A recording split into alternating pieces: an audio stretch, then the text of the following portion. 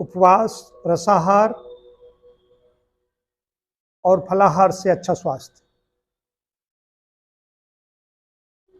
नवम दिवसीय के नवरात्र कहे जाते हैं। 9 दिन का कार्यक्रम होता है, कभी कभी कम ज़्यादा हो जाता है, ज़्यादा तो नहीं, 8 दिन भी हो जाते हैं। लेकिन इस बार 9 दिन का जो व्रत कहे, देवी व्रत चले, नवरात्र चले, तो इसमें मैंने एक प्रयोग किया। प्रयोग तो मैं वैसे भी करता रहता हूँ, लेकिन 9 दिन का ये प्रयोग है, 3-3 दिन का।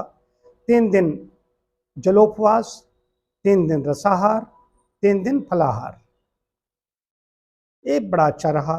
3 दिन का व्यक्ति, कोई जिनका वजन ज़्यादा है या कुछ ऐसी व्याधि से पीड़ित हैं जिनमें घर में ही रह करके 9 दिन का, बहुत लोग व्रत रखते हैं 9 दिन।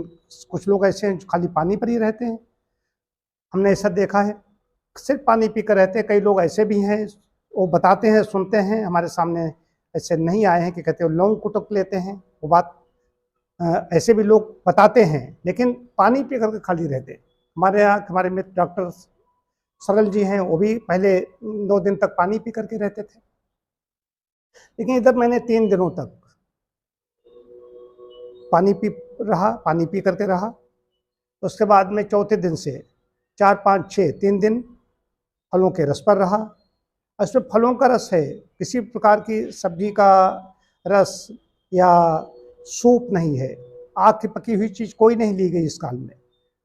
और प्रकृति जैसा देती थी वैसे उसको लिया गया, मतलब लिया गया, उसका रस निकाल के लिया गया रसाहार में। उसके बाद में फलाहार। फलाहार में भी जैसे प्रकृति में फल देती है, पपीता, तरबूज, जो कुछ में मिला, बेल, इसका मैंने सेवन किया। 9 दिन के सेवन से, और साथ साथ में जिनको आवश्यकता हो वैसे इतना कर लेंगे उतना ठीक रहेगा, लेकिन उपवास काल में आते मल को बाहर नहीं निकाल पाएंगी। ऐसी स्थिति में क्या करना पड़ेगा? ऐसी स्थिति में आंतों के संशोधन की आवश्यकता होती है, आंतों की सफाई की आवश्यकता होती है। एनिमा के द्वारा पानी अंदर पहुंचाया जाए और उसको बाहर निकाल दिया जाए, इससे मल, आंतों की धुलाई हो जाएगी, आंतें साफ हो जाएंगी। मल जो नहीं निकल पा रहा था, आंत नहीं निकाल पा रही थी, वो बाहर निकल जाएगा। अब यही मल यदि पड़ा रहता है, उपवास काल में गड़बड़ी क्या होती है? उपवास किया, कोई सूखा उपवास कर रहा है, जलोपवास कर रहा है, मल पड़ा हुआ है, आदमी जानता है कि मैंने खाया नहीं तो मल तो अंदर है ही नहीं, हम जाएं क्या? पहले का पड़ा हुआ मल है, कई कई खुराकों का मल पड़ा हुआ है। कई बार इसी का मल का ही वजन ज़्यादा होता है, 2 किलो से 5 किलो तक हो सकता है। ये मन अंदर मल पड़ा रहेगा तो क्या होगा? बड़ी आंत उसमें से, मल में से, उसका काम होता है अवशोषित करना, पानी को अवशोषित करना, चूसना, चूस करके सेमी सॉलिड बना करके मल को बाहर निकाल देती है। लेकिन जब जरूरत से ज़्यादा समय तक मल पड़ा रहेगा, उपवास आदमी अनशन कर रहा है कोई, तब क्या होगा?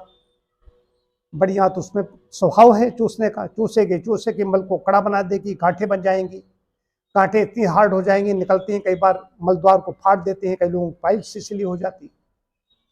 बाबा सिर्फ शिकायत सिर्फ इसीलिए हो रही कि मल का कड़ा होना, तो कॉन्स्टिपेशन हो जाएगा।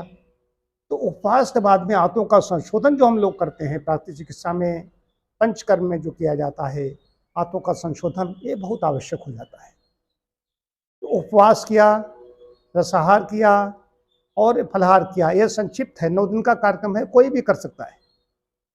जिनको शुगर है या कोई ऐसी व्याधि है, वो अपने चिकित्सक से संपर्क करेंगे तभी करेंगे। इस रोगियों के लिए नहीं बता रहा हूँ, लेकिन स्वस्थ व्यक्ति है, छोटी मोटी समस्याएं हैं, वजन ज़्यादा है, वो अपने घर में कर सकते हैं।